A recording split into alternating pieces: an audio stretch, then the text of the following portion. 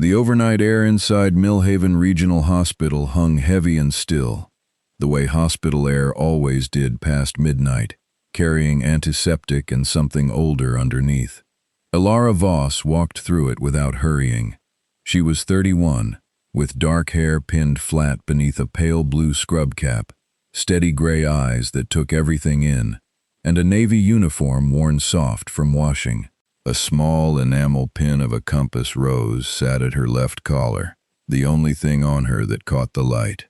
She moved the way she always moved on the night ward, quietly, deliberately, like someone who understood that stillness was itself a kind of care. Behind her, Boone walked heel.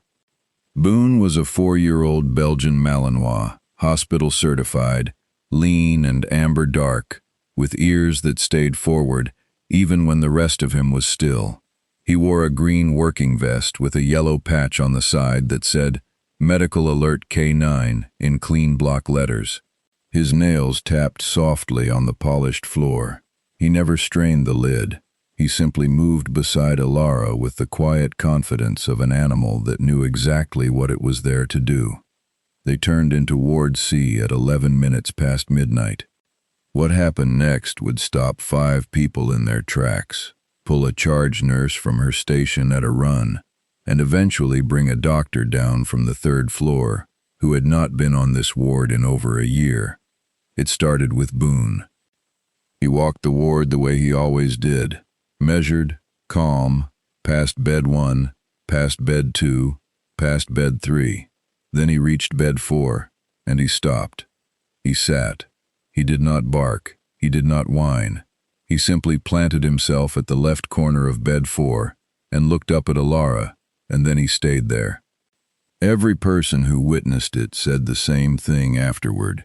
They said it was the quality of the stillness that frightened them, not the dog that moved, the dog that would not.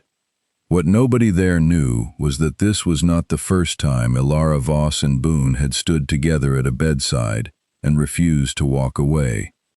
Stories like this one find us at this channel because people need them to exist. They need to be reminded that care is not always loud, that skill is not always announced, and that sometimes the most important thing in a room is the thing that will not move. We are glad you are here.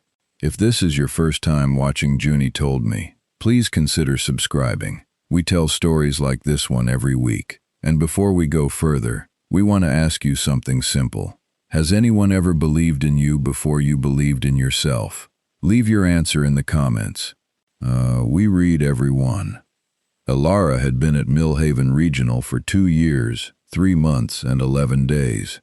She knew this not because she counted, but because she had started the day after her transfer was approved, and she remembered the date the way you remember the days that pivot you. She had come from Rosefield Memorial across the county. Before that, 5 years at a field support hospital attached to a joint military working dog program. Before that, a degree she had finished early and a certification she had passed on her first attempt. None of that was on the wall in the break room. None of it was in the placard at the nurse's station. Her name was on the schedule same as everyone else's. Ilara Voss, night rotation. She never corrected anyone who called her just Ilara. She never mentioned Rosefield unless someone asked. She had never once mentioned the years before that. She arrived early every shift. She stayed late without logging it. She knew which patients were frightened of the IV line and which ones were frightened of the dark, and she treated both fears with the same gravity. She learned last names. She remembered what people told her about their grandchildren. She refilled water cups before they were empty. Boone had come with her from Rosefield. He was officially registered as a facility dog, cleared for patient contact, trained in medical alert detection. His role was real and documented, and signed off by the hospital's clinical director. But most of the day shift staff treated him as a kind of charming decoration. They reached for his ears when he passed. They called him a good boy in high voices that made his expression politely neutral. Ilara never asked them to take him more seriously. She just worked. Her closest friend on the ward was a fellow night nurse named Bet Shan, small, quick, with a dry wit she mostly aimed at herself, and a way of watching Alara that was partly admiring and partly worried. Bet had been at Millhaven 12 years. She knew the rhythms of the place the way a musician knows a familiar room. She noticed things. "You were in bed 2's room for 40 minutes last night," Bet said one evening, handing Alara a cup of coffee at the start of shift. "He was anxious. He has a buzzer. He didn't want to use it." Alara took the coffee. "He didn't want to be a bother." Bet looked at her for a moment. "You know most people would have just reset the call timer." "I know. You know it, and you still don't do it." "No." Bet smiled into her own cup. She did not say what she was thinking, but she watched Alara walk toward the ward with Boone at her heel, and her expression held something that had no short name. It was Bet who first noticed the private ritual. 2 weeks into their shared rotation, she saw it happen once and did not mention it. 3 weeks later, she saw it happen again. By the 5th time, she mentioned it to no one, but she started timing her own rounds to pass by Ward C before midnight. The ritual was this. Before Alara began the formal medication check, she would walk the ward once without a clipboard. Just her and Boone, slow and even. And at some point in that walk, not always the same moment, not always the same bed, Boone would pause slightly, barely a hesitation, a half-step's worth of attention, and Alara would look at whatever he was looking at, note it quietly, and continue. It was not dramatic. It was not a performance. It looked like nothing at all. That was the thing Bet could not stop thinking about. It looked exactly like nothing at all, and yet whatever it was the reason Alara's observation notes were consistently different from everyone else's. More specific, more anticipatory. The kind of notes that made the morning doctors look up from the chart with a slightly startled expression, as though the answer had been written before the question was fully formed. Bet asked her about it once, obliquely. "How do you catch things so early?" Alara was charting. She didn't look up. "I listen." "To the patients?" A pause. "To Boone." Bet let that sit. She did not ask again, but she did not forget it either. The charge nurse for the night ward was a man named Clifton Pruitt. He was 54, solidly built, with 22 years at Millhaven, and the particular confidence of someone who had never had reason to question his own judgment. He was not unkind. He was efficient and consistent, and he ran a clean ward. But he had a way of assessing people quickly, and then not revising the assessment, and he had assessed Alara Voss in approximately the first 10 days of her arrival. His conclusion was that she was a capable nurse with an unusual attachment to her dog. He said it once to another senior nurse with a faint smile. "She's good enough, just doesn't push herself, settled in a little too quick." He paused. "And that dog is a lovely animal, but I'm not sure how much actual work it does." Alara never heard this. Bet heard it and said nothing, because she had learned when to speak at Millhaven and when to store things away. Pruitt's mild skepticism shaped small things. When a specialist position opened on the ward for a clinical lead role, Alara's name was not included in the shortlist. When the hospital ran an external review of its patient monitoring protocols, Pruitt did not include her in the consultation. When a visiting team from a regional medical college came to observe night ward operations, Pruitt assigned Alara to the supply corridor during the primary walkthrough. He gave her the supply corridor with a pleasant tone and a reasonable explanation. It was the kind of thing that was almost impossible to object to and clearly intentional. Alara accepted the assignment. She organized the supply corridor with complete attention. She reorganized the saline inventory, found a labeling inconsistency that had been causing minor log errors for months, and filed a report on it that Pruitt later submitted upward without her name on it. She said nothing. Bet found her in the corridor midway through the shift and stood in the doorway with an expression that could have cut glass. You know what he did. He needed the corridor done. Ilara. The labeling issue was real, Bet. It needed to be fixed. Bet pressed her lips together. She looked at Boone, who was sitting beside the saline rack with his vest very straight and his ears very forward, as though the supply corridor were exactly as important as anywhere else. She laughed despite herself, a small, reluctant sound. He really does not have a bad shift, does he? She said, nodding at the dog. He really does not, Ilara said. And that was all either of them said about it. The visiting medical team was scheduled to complete their observation the following week with a structured walk of all active wards, and Pruitt had arranged for the hospital's most experienced nurses to lead each section. He had paired himself with the team's lead assessor and assigned the night ward's south corridor to a senior day nurse who would come in specially. He did not assign Ilara to anything. What he arranged instead arrived 3 nights later in the form of a request, framed as an ordinary scheduling note, that Ilara manage the single overnight transfer patient coming into Ward C while the rest of the ward was being observed. The transfer patient was a 71-year-old man named Gerald Holt who had been moved from a monitored cardiac unit and was considered stable and unlikely to require anything beyond routine checks.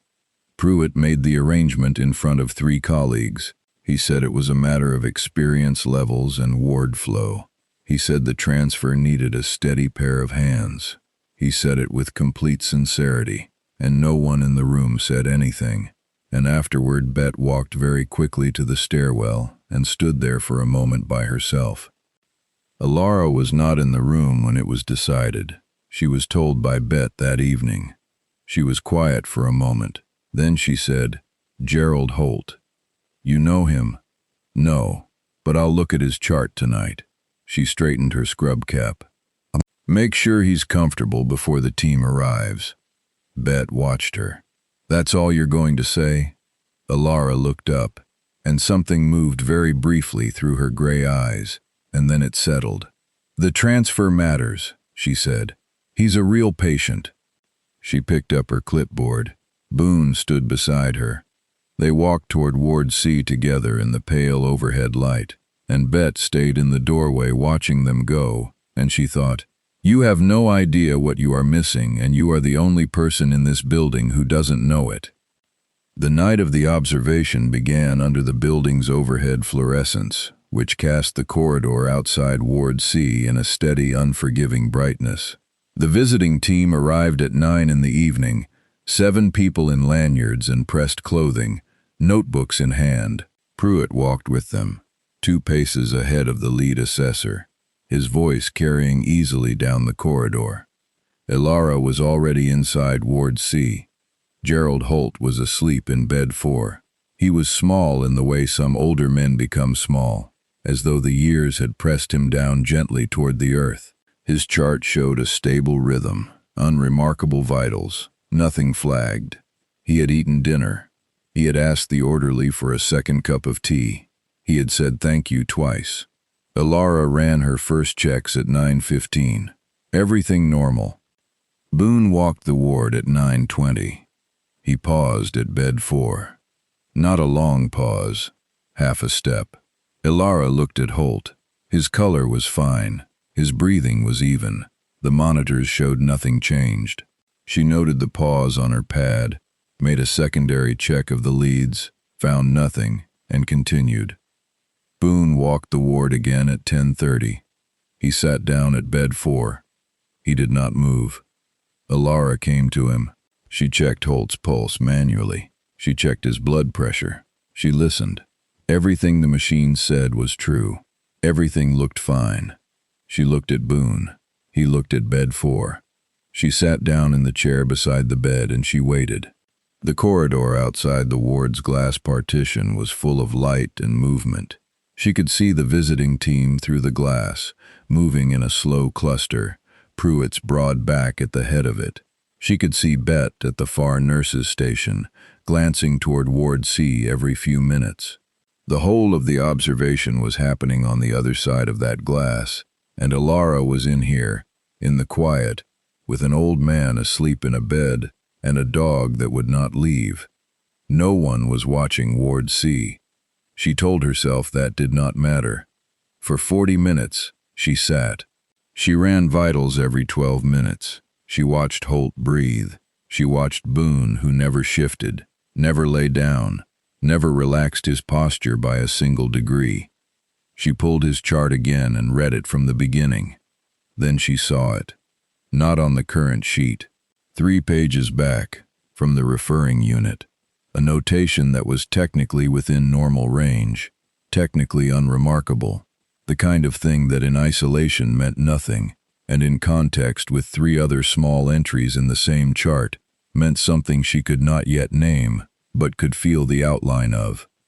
She pressed the call line for the duty doctor. The doctor on duty that night was a resident named Amos Park, 28, earnest, running on his second coffee of the shift. He arrived at bed 4 5 minutes later, looked at the chart page Alara had open, looked at Holt, looked at the monitors. "He's stable," Amos said.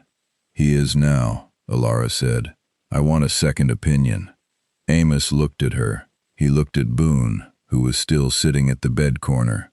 "Your dog is..." "Still sitting," Alara said. "Yes." He called it in. The attending cardiologist who arrived at 11:54 was Dr. Helena Marsh, 56, silver hair cut close, with the unhurried walk of someone who had been woken at this hour often enough that she no longer resented it. She came through the door of Ward C and stopped. The visiting team was still in the corridor. Pruitt saw the cardiologist enter and went very still. Dr. Marsh looked at the monitors. She looked at Alara's notation in the chart.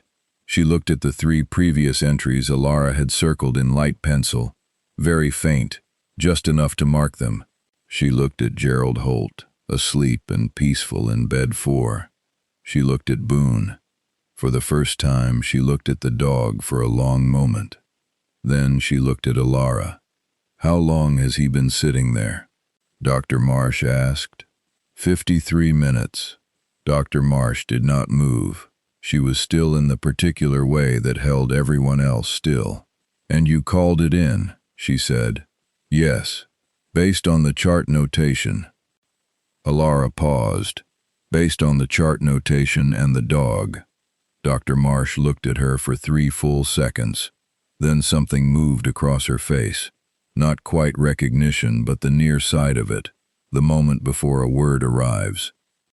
She ordered the extended panel. The test results came back at 12:41. By that time, the visiting team had drifted to the Ward C glass partition and stood in a loose line watching, their notebooks not quite open. Their voices dropped to nothing. Pruitt stood at the back of them. Dr. Marsh read the panel. She set it down.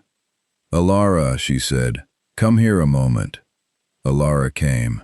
Dr. Marsh showed her the number on the page. It was small. It was early.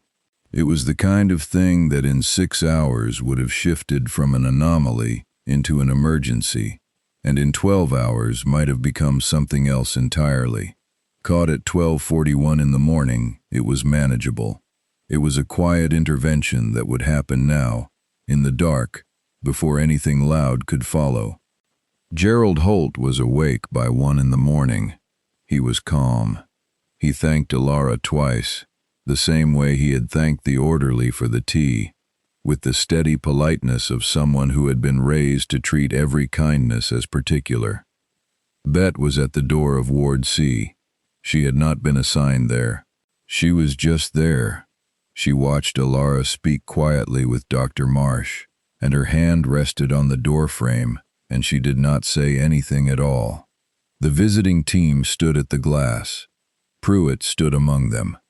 Dr. Marsh turned away from the bed to face the room. She looked at Alara in the way you look at someone when a memory has finished assembling itself, when the last piece has found its corner and the whole picture is now visible. You transferred from Rosefield Memorial, Dr. Marsh said. It was not quite a question. Yes, Alara said. Before that, Alara was quiet. Before that, you were with the joint program, Dr. Marsh said. The one attached to 8th Medical out of Fort Cairo. The room went still. Not the stillness of an empty room. The stillness of a room full of people who have stopped breathing. Bet lowered her hand from the doorframe. Boone, Dr. Marsh said, and she said the name like it was not a new word, like it was a word she had used before. That's not his first vest, is it? It was not a question at all. No, Alara said, it isn't. He trained at Cairo. Yes. Under the Advanced Detection Protocol. Alara nodded once. Amos Park was standing at the foot of the bed. He looked from Dr. Marsh to Alara and back again. What's the Advanced Detection Protocol? He asked, and his voice was low, genuinely uncertain. Dr. Marsh looked at him. It's a program that takes dogs with exceptional biomarker sensitivity and trains them for pre-symptomatic cardiac event detection. She paused. Most hospitals don't have them. Some of the major cardiac centers have been applying for access for 3 years. She paused again. The success rate in trials was over 91%. Amos looked at Boone. Boone was still sitting at the left corner of bed 4. He's been doing this the whole time, Amos said, on this ward? Every night, Bet said from the doorway. She said it quietly. She said it like someone who had been waiting a long time to say something true. Dr. Marsh turned to Alara. How long were you at Cairo? 5 years. You trained the handlers. I was one of the handlers. Alara paused. I also trained them, toward the end. And you came here. Alara did not answer that directly. She looked at Gerald Holt, who was sitting up against his pillows with an oxygen cannula newly in place and a color in his face that was already better than it had been an hour ago. He needed to come somewhere quieter, she said. After the program ended, she looked at Boone. So did I. Silence. Not the held breath of tension. The other kind. The kind that comes when something has been given its right name at last, and the room is simply sitting with it. Dr. Marsh looked at the visiting team through the glass partition. She looked at Pruitt. She did not address him. She addressed the room. This dog has been performing active cardiac pre-alert detection on this ward, she said. Every night, in a general care setting, with a handler who has more relevant certification than most of the people in this building. She was not angry. She was simply exact. And no one put that together. The visiting team's lead assessor, a woman named Dr. Patricia Sung, opened her notebook. She wrote something. She looked up at Alara. Were you ever asked about your background here? Dr. Sung asked. Alara considered this for a moment. I was asked if I had my nursing registration current, she said, which I did. Someone in the corridor laughed. A short, involuntary sound quickly swallowed. Pruitt did not laugh. He was looking at the floor. Alara spoke for a short time that night, and she spoke plainly, without performance, and she began by saying that Boone deserved most of the credit, which made Bet exhale a short breath through her nose in a way that was almost a laugh and almost something else. She said that the detection work was not dramatic. She said it was a matter of consistency. You showed up. You walked the ward. You paid attention to what the dog paid attention to. You trusted that there was a reason, and then you found the reason. She said this as though it were the most ordinary thing in the world, and in her voice it sounded like it was. She described 3 nights. She did not name them as significant. She just described them. The first was a man who had come in for a routine procedure and whose potassium levels had been drifting in a way that was technically within range. Boone had sat at his door twice in one shift. They caught it before it became a problem. The second was a woman who was 3 days post-surgery, recovering well by every standard metric. Boone had walked to her bed and pressed his nose once to the blanket at her left side. Ilara had called it in. The attending had looked at her chart and found a notation that had been missed in the transfer paperwork. The third was a night when Boone had walked the ward 4 times and not paused anywhere, and Ilara had slept in the chair by the nurse's station for 20 minutes, and everything had been fine, and that was also the job. "It isn't always dramatic," she said. "Most nights it isn't anything. Most nights he just walks, and everything is quiet, and we go home." She looked at Boone. "But on the nights that matter, he knows before the numbers do." Dr. Patricia Sung had stopped writing. She was just listening. Someone in the team was wiping the corner of their eye with one knuckle, quickly, as though hoping no one would see. Dr. Marsh looked at Pruitt for one long moment. Pruitt was a fair man at his core. He was not a bad man. He was a man who had made a quick assessment and held it too long, and now he was standing inside the consequences of it, which was its own kind of instruction. He looked at Ilara. "I should have asked," he said, short and flat. Ilara looked at him. "The labeling issue in the supply corridor was real," she said. "It needed to be fixed."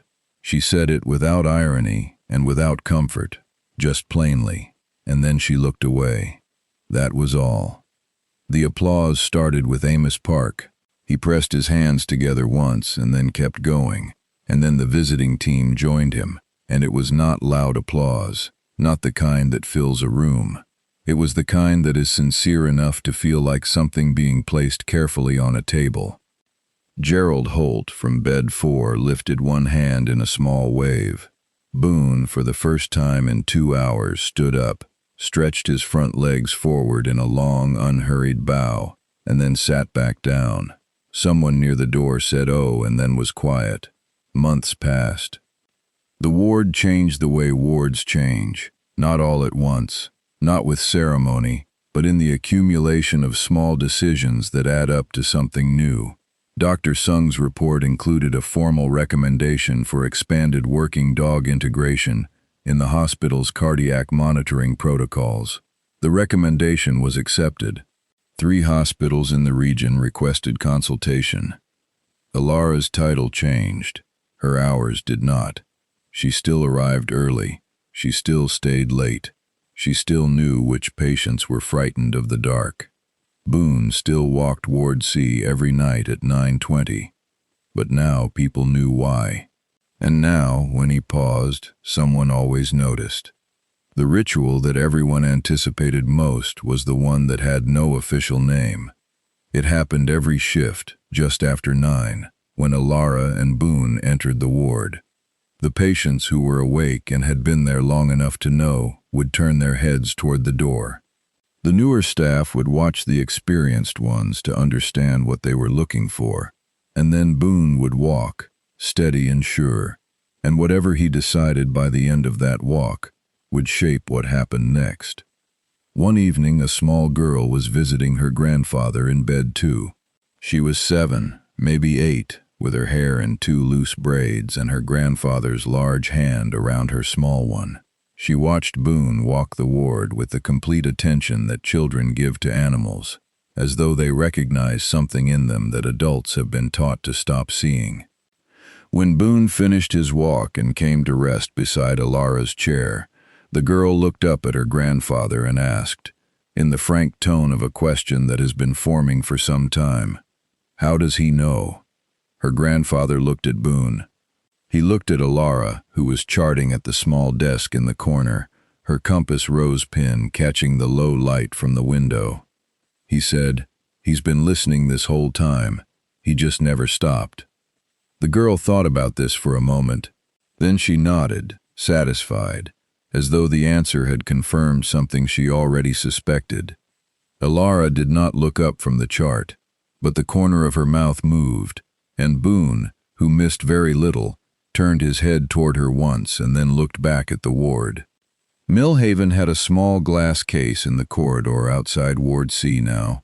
Inside it sat a photograph, Ilara in the green field gear from Caro, younger, standing beside a dog who might have been Boone's predecessor, or might have been Boone on an earlier day, the light from wherever they were falling golden and direct on both of them. Beneath the photograph was a laminated card. On it was the sentence the grandfather had spoken to his granddaughter, reprinted in plain type by someone who had been in the ward that evening, and written it down before it could be lost. He's been listening this whole time. He just never stopped. That was the card. That was the sentence that stayed. And at 9:20 every evening, in the steady overhead light of Ward C, a dog in a green vest walked the length of the room, calm and alert, and completely sure of what he was doing. Ilara walked beside him. The monitors hummed. The ward held its breath in the gentle, hopeful way that wards do. And then, one by one, in beds 1 through 6, the patients turned their heads toward the sound of quiet footsteps, and something that could not be measured but could be felt, and felt, and felt again. We tell this story because we believe that the most important things in any room are often the quietest ones. The nurse who stays, the dog who knows, the moment someone finally listens. If this story reached you tonight, it was meant to. Share it with someone who needed reminding that unseen work is still real work, and still matters, and does not stop mattering simply because no one is looking. We are Junie Told Me. We will be here next week with another story. And if you carry one of those quiet, steady people in your life, or if you are one, we would love to hear about them in the comments.